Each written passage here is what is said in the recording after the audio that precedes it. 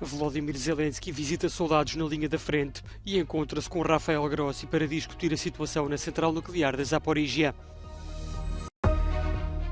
A Alemanha enfrenta a maior greve dos transportes das últimas décadas.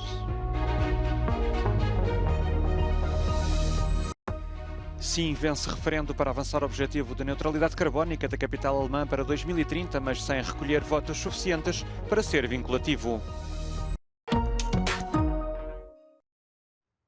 Volodymyr Zelensky visitou esta segunda-feira as tropas ucranianas na linha da frente na região de Zaporizhia. O presidente da Ucrânia agradeceu aos soldados e às suas famílias e condecorou-os com uma ordem militar pela sua coragem. Zelensky encontrou-se ainda com Rafael Grossi, líder da Agência Internacional da Energia Atómica, para discutir a situação na central nuclear de Zaporizhia, nomeadamente o abastecimento de energia elétrica. O argentino tem planos para visitar esta semana as instalações da central nuclear, há muito nas mãos dos russos. Na linha da frente, Kiev acusou a Rússia de atacar o centro da cidade de Sloviansk, na região de Donetsk, provocando a morte de 2 civis e deixando ainda 29 pessoas feridas. As autoridades ucranianas partilharam ainda imagens aéreas de Bakhmut, mostrando os efeitos de 7 meses de combates intensos na cidade. Apesar do elevado número de vítimas mortais, a Ucrânia promete não baixar os braços, uma vez que considera o controle da região uma necessidade militar.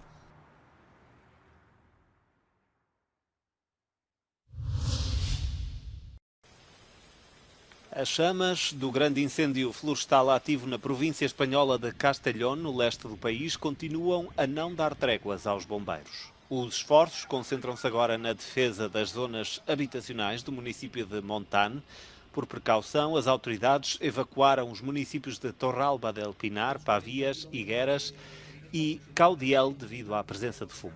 O presidente do governo, Pedro Sánchez, esteve na região e comprometeu-se a reconstruir o que se perdeu e a reparar os danos.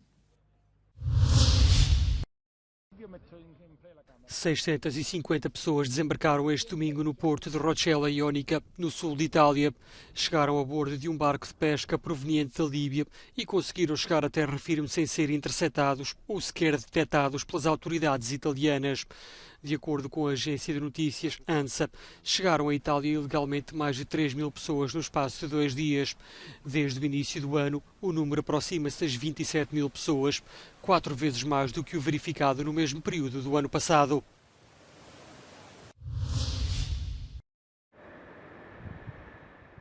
Terminais de comboios vazios, aeroportos desertos, autocarros parados e passageiros à beira de um ataque de nervos. Muitos passageiros.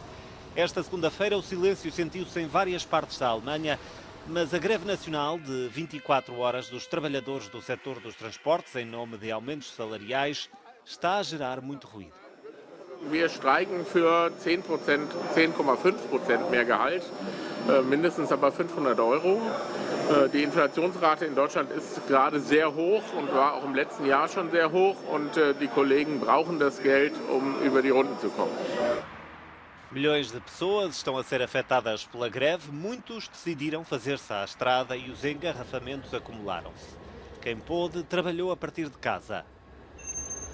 Well, on the one way, it's affecting my comfort, of course, but on the other way, well, I'm really not sure what's going on with their guys' salaries and other stuff. So, but I think like they have rights to do things like this, like half. Enquanto isso, a terceira ronda de negociações coletivas aconteceu em Potsdam. Os governos federal e municipal estão a oferecer um aumento salarial de 5%, mas os sindicatos EVG e Verdi tentam pressionar com a greve. Para quem vai a Paris, não visitar o Museu do Louvre é praticamente uma heresia. Mas esta segunda-feira, muitos turistas bateram com o nariz na porta. Os manifestantes contra a anunciada reforma do sistema de pensões em França invadiram o edifício e o museu acabou mesmo por não abrir. Em comunicado, anunciou-se o encerramento por iniciativa do Sindicato dos Funcionários do Museu, que faz parte da mobilização contínua da cultura que exige marcha atrás no aumento da idade de reforma dos 62 para os 64 anos. A Alemanha conseguiu salvar a venda de novos veículos com motores a combustão depois de 2035, desde que usem combustíveis sintéticos e não a tradicional gasolina e gasóleo refinados do petróleo. O acordo para a isenção dos combustíveis sintéticos foi obtido entre o Governo de Berlim e a Comissão Europeia. Deverá ser aprovado por maioria no Conselho da União Europeia dedicado aos transportes e à energia, terça-feira em Bruxelas. Os governos de Itália e da Polónia deverão votar contra, os da Bulgária e da Roménia deverão abster-se, mas haverá votos suficientes para fazer passar o diploma. O governo de Roma votará contra porque queria que também fosse possível vender novos veículos de motores a combustão que usam biocombustíveis à base de plantas. A primeira-ministra tinha deixado esse recado na Cimeira da União Europeia na semana passada. La Germania lavora soprattutto per i carburanti chimici e vuole avere la certezza, da quella che è la mia ricostruzione, che si facciano le verifiche necessarie. E questo è corretto, come noi chiediamo sui biocarburanti, e stiamo facendo sostanzialmente la stessa cosa. Quindi per questo c'è stata una convergenza tra noi e la Germania. Mas a Alemanha ficou satisfeita só com a parte dos sintéticos e não parece que a Itália consiga arregimentar suficientes países para fazer uma minoria de bloqueio.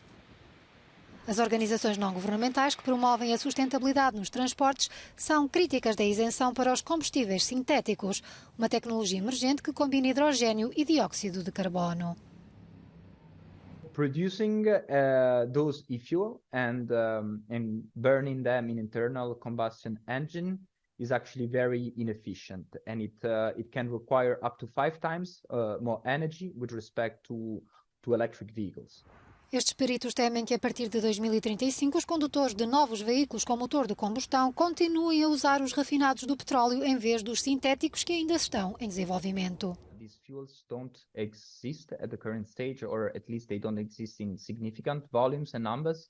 The same estimates and forecasts from the refining industry talk about a 0.4% availability at the pump in 2030. And a 3% in 2035, the year of the phase-out. Após a adoção formal do regulamento, a Comissão Europeia proporá as medidas concretas de implementação para a indústria automóvel que queira fabricar motores que privilegiam os combustíveis sintéticos a partir de 2035. A seca na Europa tem já um rosto visível, mesmo em países mais improváveis como a Áustria. A falta de chuva deixou as águas subterrâneas a níveis preocupantemente baixos em metade do país, especialmente na Áustria Oriental, onde o lago Zissi já secou completamente. Na memória dos moradores está ainda bem presente o momento, há alguns meses, em que viram milhares de peixes morrer. Man hat gewusst, dass der austrocknet. Wenn man das früher gemacht hat, haben wir da sehr viel Fisch retten können eigentlich. Und das war verheerend. Da sind Container gestanden, da sind sie mit Bagger gefahren und haben die toten Fische rein und haben es fortgeführt. Normalerweise müsste hier in den Alpen momentan viel mehr Schnee liegen. In Westösterreich gab es in diesem Winter um 1/3 weniger Niederschlag, dort drüben in Italien sogar um die Hälfte weniger. Und das hat schwerwiegende Konsequenzen für weite Teile Europas. Wir erwarten eine deutlich geringere Schneeschmelze, weniger Schmelzwasser, das den Flüssen zugeführt wird, und dann mitunter eine drohende Niederwassersituation in den kommenden Wochen und Monaten. Ja, wenn wir jetzt in den nächsten Wochen ergiebige Niederschläge messen würden, wie mit diesem Messgerät hier, wäre das fürs Grundwasser noch keine Entspannung. Hierzu müsste es über Wochen und Monate deutlich mehr regnen, um hier die Grundwasserspeicher wieder deutlich aufzufüllen. De forma a assegurar o abastecimento de água potável à população, o governo austríaco manifestou já interesse em investir em infraestruturas para a recolha de água potável, como os poços profundos.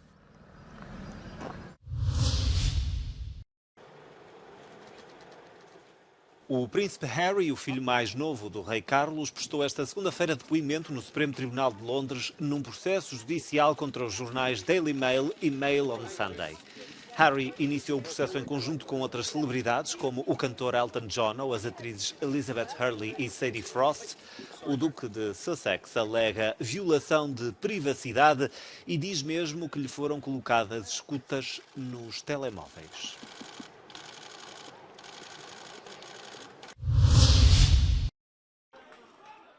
No Quénia, a polícia está em alerta máximo. Em causa, o apelo a protestos antigovernamentais 2 vezes por semana, às segundas e quintas-feiras, feito pela oposição. Os protestos foram proibidos, mas o líder da oposição, Raila Odinga, prometeu para esta segunda-feira a mãe de todas as manifestações. A oposição denuncia a inflação e o aumento do custo de vida e exige a demissão do presidente William Ruto, alegando que não foi eleito de forma válida nas eleições do ano passado. O primeiro-ministro do Iraque ordenou a suspensão das horas de trabalho esta segunda-feira em todas as províncias do país devido ao mau tempo. As fortes chuvas que estão a assolar o Iraque provocaram no domingo inundações em diversas províncias. Algumas já tinham decidido de forma independente a suspensão dos horários de trabalho, uma decisão agora alargada a todo o país. O nível dos rios subiu em diversas zonas e a água alagou muitas estradas e até inundou edifícios, incluindo a grande mesquita de Kufá e o aeroporto internacional de Najaf. Até o momento não há registro de vítimas desta intempérie no Iraque.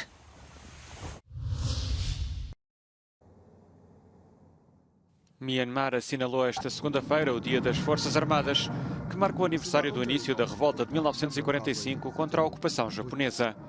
A comemoração na capital pretendeu também servir como demonstração de força, uma semana depois do anúncio de novas sanções dos Estados Unidos contra a junta militar.